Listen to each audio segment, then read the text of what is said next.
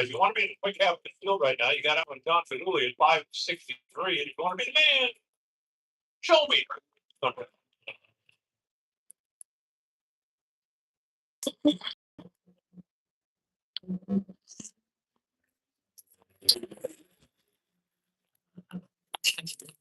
At the 542, 271 miles an hour for Daniel Reedy. He made a good move. He had a bit of shake off the start line. Well, Luke Martin goes at 553, 258 miles an hour. Our bump spot is now Brett White with 590. So Daniel Reedy goes to number 2 spot. It wasn't a clean pass. He had a little bit of shake there off the start line. Occurred with the PT. As we watch the replay, yeah, that was a pretty solid run. So it shook a little bit, but I mean, 930 to 60, but it wasn't off that far. 939, I think, was the number one. And then carried the momentum all the way through the top end. Marsden made some big moves down the other end as well. You know, it's very often you watch pro alcohol cars run, or somebody runs 542, and you go, all right. Benny. Yeah, well, I still saw a smile on the face of this guy, the second generation out of 4 in drag racing in Australia. Mate, that's cool. Yeah, it is cool. I mean, let's see it. Yeah,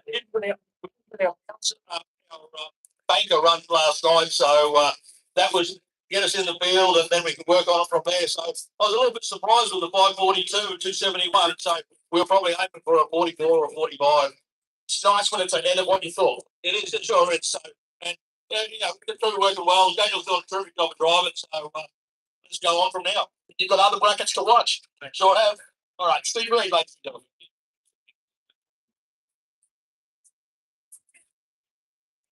Incredible. We're going to actually work out where Shane Bill's stands at the world standings. It's up there.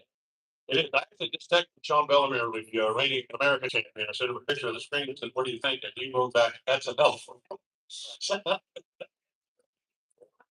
Chris Hargrove and Stuart Pryor. Yeah. Now it's going to be in the quick half of the field. You got to be in the 40s. Andrew Searle, 549. That's number 4. No, I see. 540 is not that much. So any guy that you picked, I don't see a Brackle. When you talk potential, talking potentially, if someone was going to knock off Shane Phillips in a top spot, it's this very team right here. Yeah, Steve, we've seen the Decker Nitro cars run in 5.0, so 5.08, 5.07. I honestly don't know what the rules comparison is back and forth as far as fuel percentage, as far as gear ratio, as far as that kind of stuff over here. That's actually moving the pressure. I'm not too sure on that, so I won't say anything on that side of things. But what I can tell you for the control and 70 team there last year, they're going to test something. They went 2.42 seconds up to 3:30. It's the equivalent of a low type 3 second part. But there's a whole lot of race track after that you've got to keep the nitro thing. Not dropping cylinders, getting all that sort of stuff right. But the potential is there. He can take on Chris Hargrove in the Vittix electrical funny car. Chris Hargrove last night went a 567. He's currently the number 7 qualified. It's the first time we've seen the drag stuff on track this weekend. They decided to sit out last night's session. And here comes Chris Hargrove. They pedaled into a 567, which I said at the time I thought was going to be safely in the field. Shows what I know. Note to self: do not argue with Mark Allen when you're talking pro night or pro alcohol racing in Australia.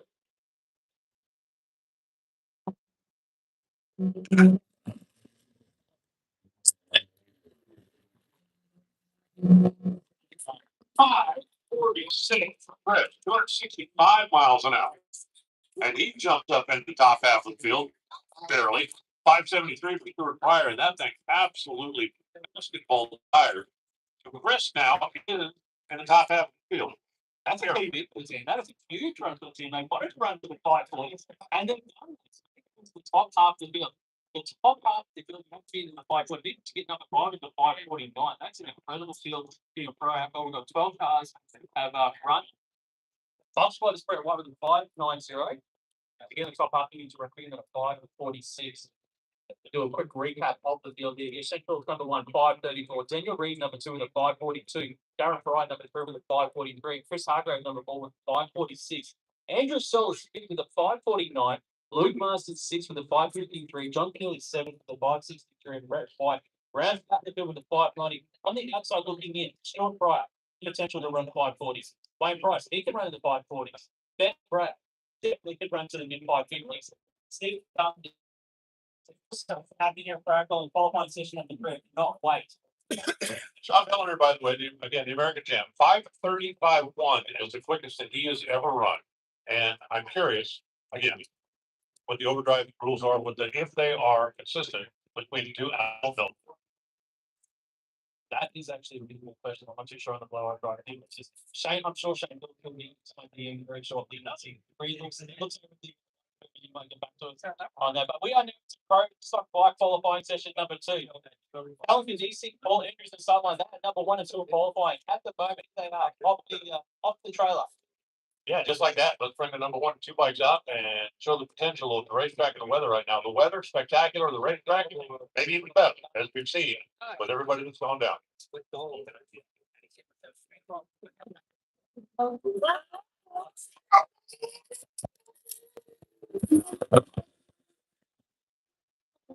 CB24 from Pelican DC at 187 miles an hour, improves by 100 per second.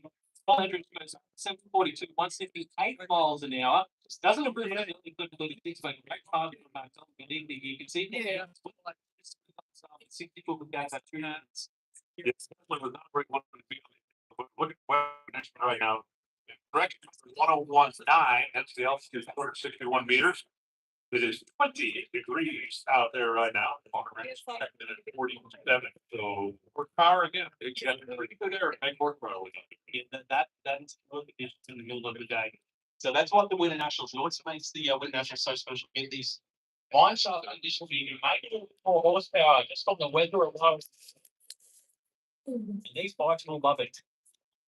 Sam Scary now on Suzuki for Worko Technologies. He's coming forward. He's currently in the field at number 8 spot with 15-second pass. He'll be taking on Locking Island. By motorbikes. 5 yesterday. That's scary. You all want someone over on that 15-second pass. He would have given you top half. I think it's gonna make me get up to the party. Oh, fuck. Work for the bikes. Get so much light and jump up on the wheelie bar and just kind of unload and then push back and forth for the first 150 feet. Some of the guys were able to drive through that, complete the run. Some of the guys just gave up and said, you know what, come back and try to finish.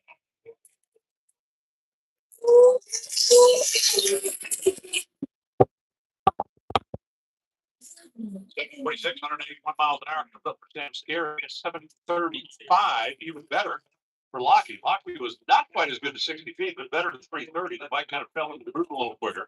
So Lockie will slide into the 2 spot. Sam Scary will slide into number 4 spot. Yeah, as you can see, but I think pretty good sort of cover down the other end of the racetrack, but it's getting Hey, they get the first half of the road, which I think everything eventually there, 181 miles an hour, so he 4 miles an hour up on Locking Island.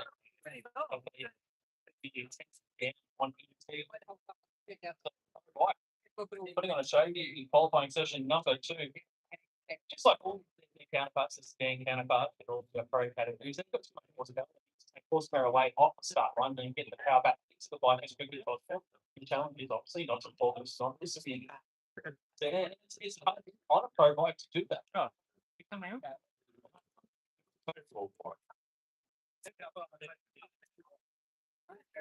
Next up, we will have Jason to take on Vanessa Rodman. So Rodman is running on the Luke Rally Racing Hayabusa. Says here. Yeah. And Jason Lee on the Suzuki TBR.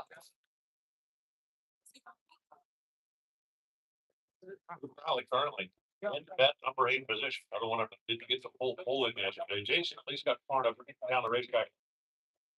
Probably got some information he can work with, and hopefully they're going to be able to utilize that to step up here again today. You want to be in the top half? There you go. 546. Want to be the main? Jason Lee finished second in ABRC championship last season. He missed the cultural championship this year. So the fact that he's winning, he's moving forward. He can definitely, obviously he can run in 7 seconds going down the train. But that's a robber. We've seen him qualify last year in pro bike. Ran the low 7 second zone as well. The challenge is that get the bikes off the start line with minimal hassle. They can definitely not to that low 7 second zone. haven't seen any like world class 60-foot times so far. So the real problem zone of the racetrack seems to be well between right there and just past the Christmas tree. Why don't you win this time?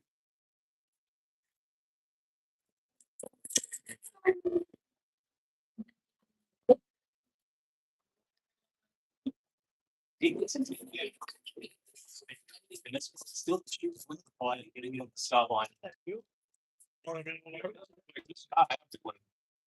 That's a close one sound.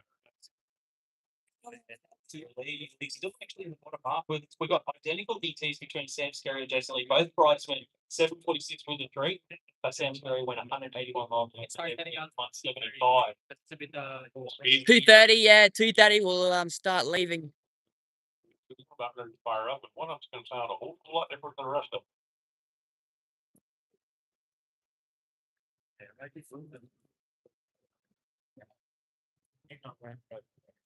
He wants to sound angry, don't they? Bucking, actually bucking, not angry. Bucking.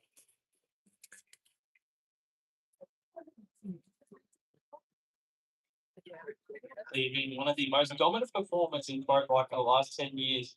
And you decided to shift the entire program over to a single. So Luke Rowley. Take on Ryan Inline. Notice they're being back behind the bike, get them lined up more than any other machine, any in the top fuel. It's important to make sure that the motorcycle is pointed straight down the racetrack, because you can't adjust. Just like with any motorcycle, because they have an automotive style rear tire that's flat across the bottom, if you lead, you're taking contact pads off the racetrack.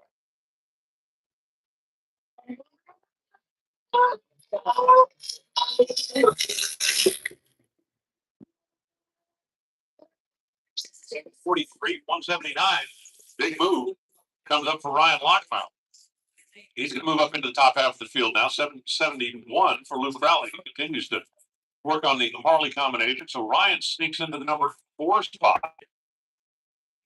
Above Sam Skerry and Jason Lee, who remember were tied. Calvin Cadiz is still the guy showing the way. Top 6 riders on separated by 2 tenths of the second qualifying. Vanessa Hodgkin is on that number 8 spot. To do a quick recap here, because he's number 1, 724. Island number 2 is 735.